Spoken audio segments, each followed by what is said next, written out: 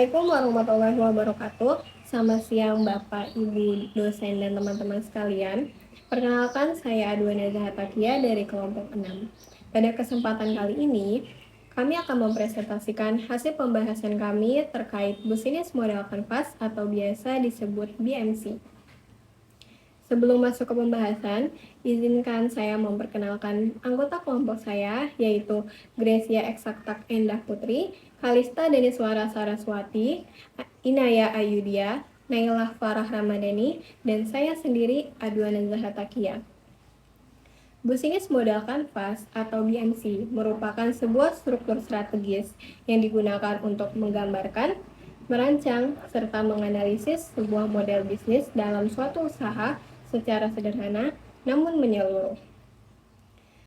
BMC membantu kita memahami bagaimana suatu usaha memperoleh nilai, menyampaikan nilai kepada pelanggan, serta memperoleh keuntungan dari 9 elemen utama yang saling berkaitan. Pada presentasi kali ini, kami akan membahas setiap komponen dalam BMC beserta penerapannya pada studi kasus yang telah kami analisis.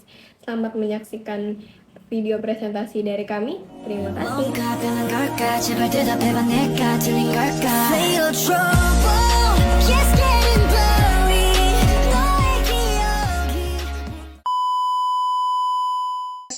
Tiga bagian dari bisnis model Canvas. Yang pertama ada key partners, yaitu pihak strategis yang mendukung jalannya bisnis ini. Yang pertama, kita bekerja sama dengan penyedia layanan pembayaran digital. Nah, target utama kita adalah mahasiswa dalam kampus. Sistem pembayaran cashless seperti satu e-wallet menjadi keharusan agar transaksi praktis dan tercatat otomatis. Yang kedua, ada penyedia teknologi logistik dan supplier filter air. Kemitraan ini sangat krusial untuk menjamin rantai pasokan kita, mulai dari ketersediaan air baku hingga komponen filter kualitas tinggi agar operasional dispenser di setiap titik tidak terhambat. Selanjutnya, poin kedua yaitu key activities atau aktivitas utama yang kita lakukan sehari-hari untuk menjaga kualitas layanan. Di sini ada maintenance dan perawatan mesin. Kami melakukan pengecekan rutin dan sterilisasi unit dispenser secara berkala. Ini adalah prioritas kami agar air yang dihasilkan selalu higienis dan mesin tetap awet. Kedua ada monitoring, transaksi, dan data. Secara sistem, kita memantau data transaksi secara real time. Tujuannya agar kita tahu di mana yang paling tinggi permintaannya, sehingga kita bisa mengatur jadwal pengisian uang dengan lebih efisien. Selanjutnya ada pengembangan software. Mengingat kita menawarkan fitur dengan KTM atau kartu tanda mahasiswa, aktivitas utama tim kami adalah memastikan integrasi serta tersebut dengan mesin dispenser berjalan tanpa error. Kemudian di sini ada key research, yaitu dia membantu aset utama yang kita miliki. Pertama ada kualitas airnya. Sumber daya utama kami adalah standar air yang sudah teruji klinis dan layak konsumsi. Inilah nilai jual utama yang kami tawarkan kepada konsumen. Selanjutnya ada unit dispenser pintar. Kami memiliki mesin dispenser yang sudah dilengkapi teknologi sensor dan membaca kartu otomatis yang tidak ditemukan pada dispenser air di lingkungan kampus seperti biasanya. Selanjutnya akan dijelaskan oleh teman saya. Selanjutnya saya akan membahas tentang value proposition. Pada bagian value proposition, kami menawarkan layanan refill air minum yang praktis dan transparan untuk mahasiswa di kampus. Pertama, sistem refill menggunakan KTM, sehingga mahasiswa bisa mengisi air dengan mudah tanpa perlu membawa uang atau ribet. Cukup tap kartu, air langsung bisa diambil. Ini membuat layanan lebih cepat dan efisien. Kedua, kami menyediakan display pada mesin untuk menunjukkan suhu dan pH air.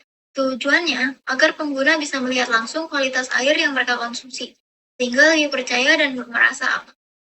Jadi, nilai utama kami ada pada kemudahan akses, keamanan, dan transparansi kualitas air. Yang kedua, ada customer relationship.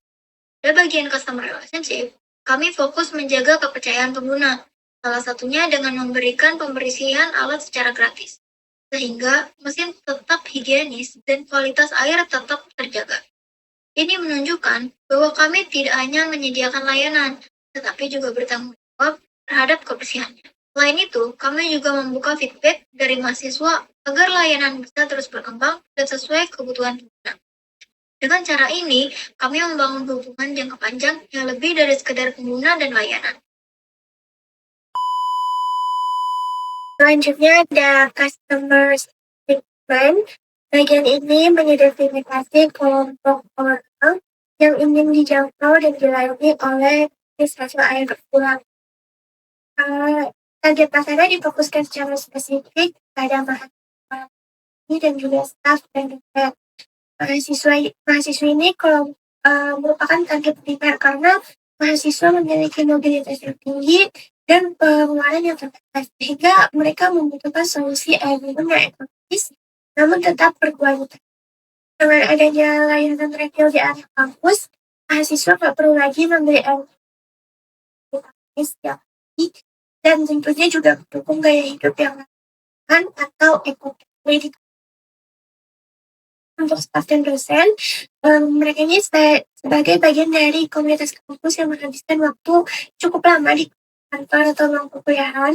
Staf dan dosen membutuhkan akses air minum yang terjamin kebersihannya yang higienis. Selanjutnya ada channels. Saluran ini merupakan sarana bagi bisnis untuk menyampaikan value proposition kepada pelanggan. Yang pertama ada menggunakan media sosial yaitu Instagram, TikTok, dan juga WhatsApp.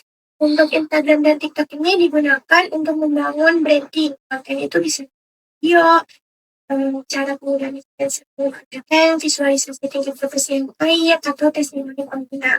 Dan untuk WhatsApp sendiri itu berfungsi sebagai saluran komunikasi langsung atau bisa disebut customer service. Mahasiswa atau staff bisa menanyakan lokasi dispenser, melaporkan kendala teknisnya juga, misalnya airnya habis, atau mendapatkan informasi yang personal. Selanjutnya ada menyebarkan water flyer di mading kampus. Meskipun sudah ada digital, mading ini dia tuh bisa menjadi titik strategis juga karena untuk menciptakan point of interest. Water ini tuh berfungsi sebagai pendidik visual bagi mereka yang jadi mereka bisa baca itu bisa menarik juga. Kayak poster itu bisa diletakkan di dekat area dispenser untuk memberikan instruksi penggunaan, terus cara lainnya, terus habis itu menginformasikan keuntungan langganan dan juga yang lainnya. Oke, selanjutnya ada cost structure di mana di sini membahas tentang biaya yang harus dihitung tuh apa aja sih. Di sini ada 3, yaitu biaya listrik dan perawatan mesin, biaya penyediaan unit, dan biaya air bersih. Di mana biaya listrik dan biaya penyediaan unit merupakan modal awal. Jadi itu merupakan yang akan berlaku jangka panjang. Sementara biaya air bersih itu biaya per bulan gitu. Jadi bisa per bulan, bisa per minggu. Selanjutnya yang terakhir ada revenue stream. Jadi dari mana sih pendapatannya? Yang pertama ada refill air, di mana ini merupakan sumber pendapatan utama kita, di mana kita menjual air per liter melalui saldo digital KTM, yaitu tap cash KTM mahasiswa. Yang terakhir ada penjualan produk di sini, di mana kita memanfaatkan layar dispenser untuk slot promosi pihak ketiga atau internal kampus, seperti itu. Mungkin sekian dari pemaparan BMC kami. Kurang lebih mohon maaf. Wassalamualaikum warahmatullahi wabarakatuh. Sebagai kesimpulan, bisnis model kanvas yang telah kami susun menunjukkan bahwa model bisnis ini dirancang untuk memenuhi kebutuhan air minum yang praktis, terjangkau, dan mudah diakses, khususnya di lingkungan kampus. Dengan memanfaatkan teknologi, kerjasama dengan berbagai mitra, serta strategi pemasaran yang sederhana namun tepat sasaran, bisnis ini memiliki potensi untuk berjalan secara efektif dan berkelanjutan. Secara keseluruhan, model bisnis ini tidak hanya memberikan solusi atas kebutuhan sehari-hari mahasiswa, tetapi juga memiliki peluang untuk dikembangkan lebih luas di masa depan. Demikian kesimpulan dari presentasi kami. Terima kasih atas perhatian Bapak, Ibu, dan teman-teman semua. Wassalamualaikum warahmatullahi wabarakatuh.